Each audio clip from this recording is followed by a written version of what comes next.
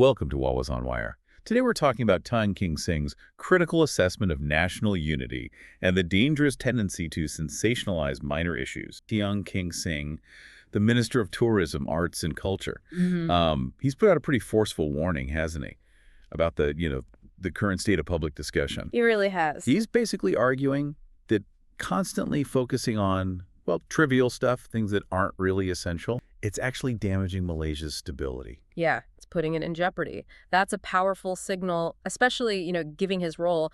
Tourism is so linked to how the world sees us. And you really have to look at why he's saying this. The main problem, as he sees it, is this worrying trend. It keeps happening. What trend specifically? Where these genuinely small issues, minor disagreements, non-essential topics, they just get instantly weaponized. They've blown way out of proportion. Totally. Into major political fights or, and this is maybe more dangerous, religious disputes. He doesn't see this as just like healthy debate in a democracy. He thinks it's deliberate, dangerous agitation where the goal seems to be disruption itself. Okay, disruption as the goal. Yeah. He was quite specific about who he thinks is behind it, wasn't he? He was. Mentioned a small group of people creating this drama purely for attention, social media traffic. Pretty much, yeah. Manufacturing controversy because, well, chaos gets clicks. It pays off in this attention economy. So they actually benefit from the disruption. That's what he's suggesting. In this digital age, engagement clicks.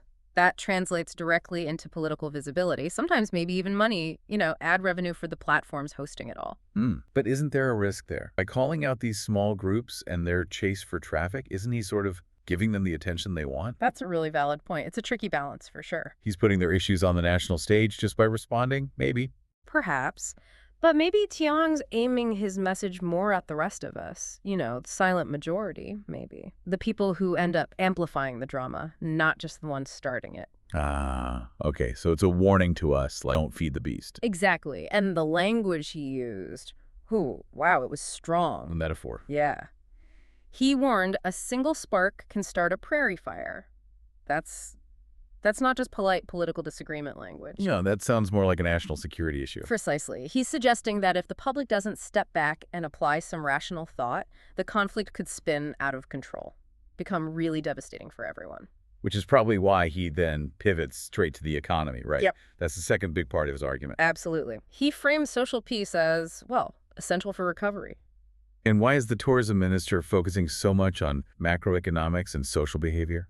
Because he ties it directly. He stresses that now, especially with the country working so hard to recover post-pandemic. Trying to stabilize the ringgit. Exactly, trying to attract investment.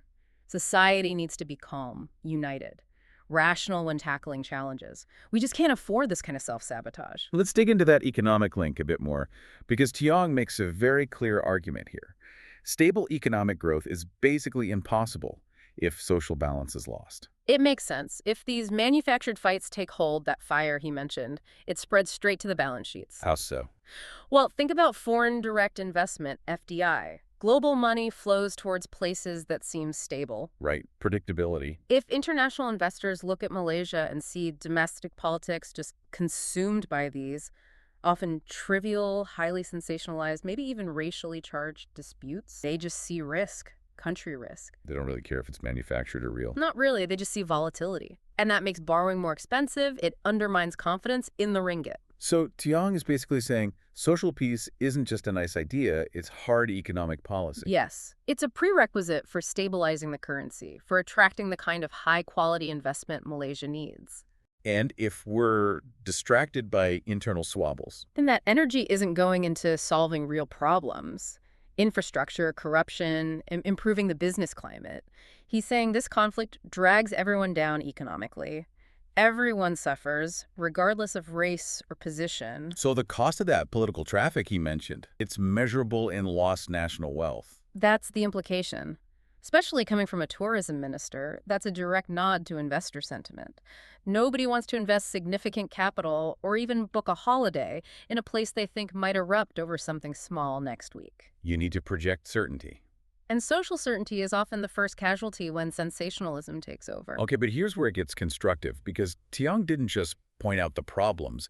He offered a real-world example of unity, didn't he? He did. He talked about his experience at a recent Mid-Autumn Festival celebration. Right, and he used that as a kind of antidote to the political chaos. Exactly. It was like proof that unity isn't some impossible dream. It's actually how people behave normally when the political noise isn't interfering. What did he describe seeing there? Just, people from different backgrounds, different races, different religions, all participating together, sharing mooncakes, kids making lanterns, just interacting happily. Sounds like a typical Malaysian festival scene, really. Which was precisely his point. He called it the best reflection of our shared cultural life.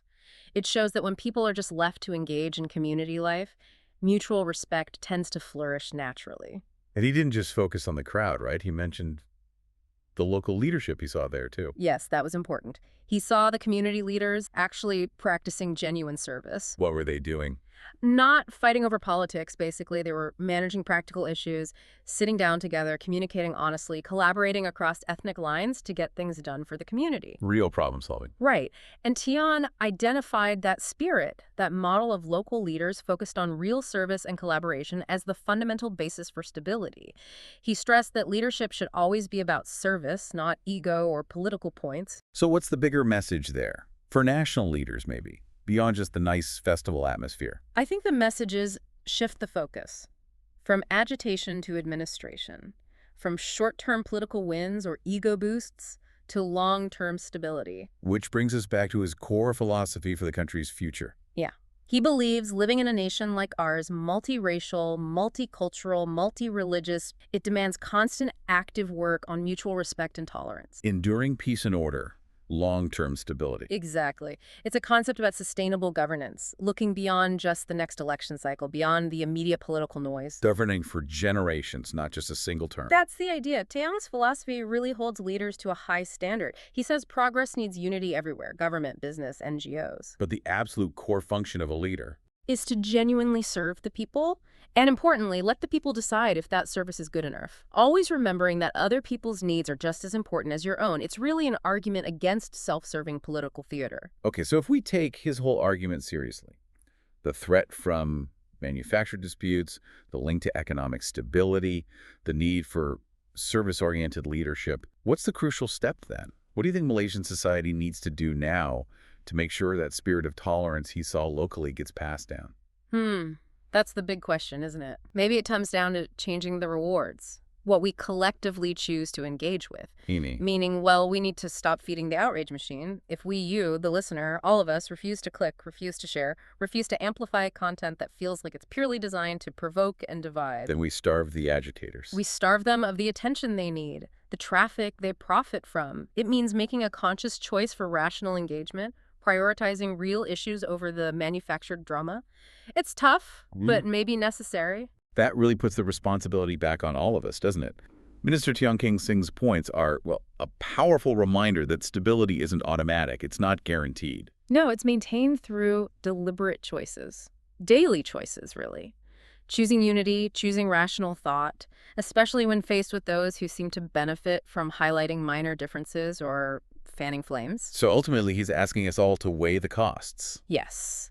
Is that fleeting buzz, the momentary attention from political traffic, those outrage clicks and sensational headlines, is that truly worth risking the long-term economic health and, frankly, the cultural harmony of a nation built on diversity? Tiong clearly thinks the answer should be a firm no. Emphatically no. Seems to be his stance. Remember to like and subscribe for more videos like this.